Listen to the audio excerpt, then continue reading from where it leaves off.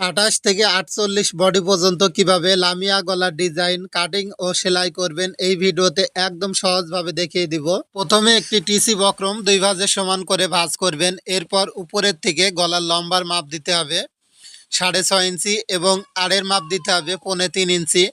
স্ক্রিনে যে মাপটা দেখতে পাচ্ছেন 28 থেকে 48 বডি পর্যন্ত গলার লম্বা এবং আড়ের মাপ দিয়ে চারকোনা একটা বক্স তৈরি করে নিতে হবে। এভাবে যখন বক্স তৈরি করা হবে, এখন ডিজাইনটি করার জন্য এই কোণার থেকে 4.5 ইঞ্চিতে একটি চিহ্ন করবেন। এভাবে চিহ্ন করার পর আবারও ফিতাটা একটু নিচের দিকে নিয়ে 1.5 ইঞ্চিতে একটি চিহ্ন করে নেবেন।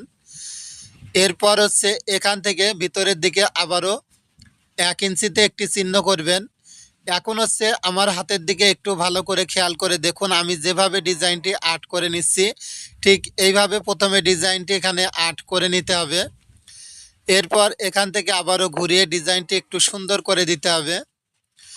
তো এইভাবে হচ্ছে ডিজাইনটি প্রথমে আর্ট করতে হবে। এরপর এই দাগটা যাতে বোঝা যায় এজন্য ভালোভাবে দাগটা এভাবে করে নেবেন।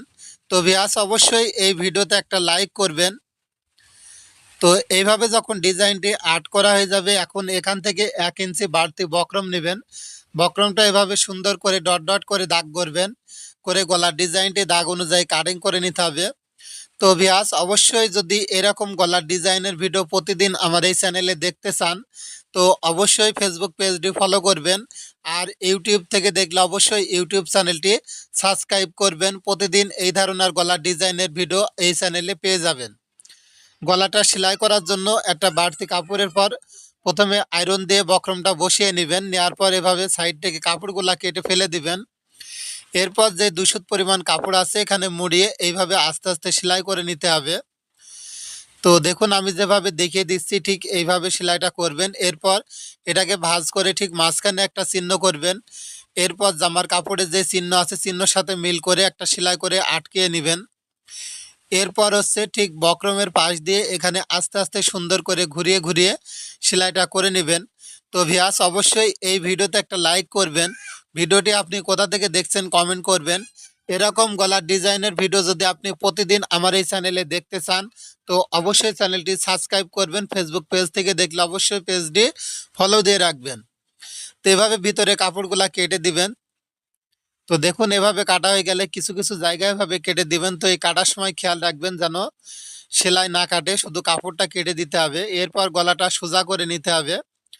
তো আমি যেভাবে দেখিয়ে দিচ্ছি শুধু ট্রাই করবেন, দেখবেন সুন্দরভাবে গলাটা তৈরি করতে পারবেন। এভাবে হাত দিয়ে আবারও ভাঁজ করে দিবেন। এরপর যে কোনাগুলা আছে কাইচির আগা দিয়ে এভাবে কোনাগুলা ভালো করে বের করে দিবেন। এভাবে যখন কোনাগুলা বের করা হয়ে যাবে, এখন হচ্ছে আবারও এটা সোজা করে একটু হাত দিয়ে ভাঁজ করে এই মাথার সাইড দিয়ে একটা চাপ সেলাই করে দিবেন। তো ভিউয়ার্স, অবশ্যই ভিডিওটি আপনার ফেসবুকে শেয়ার করে রাখুন, কারণ আমার চ্যানেলে ভিডিওগুলো সহজে খুঁজে নাও পেতে পারেন। আপনার ফেসবুকে শেয়ার করে রাখলে অবশ্যই ভিডিওটি খুব সহজেই দেখতে পারবেন।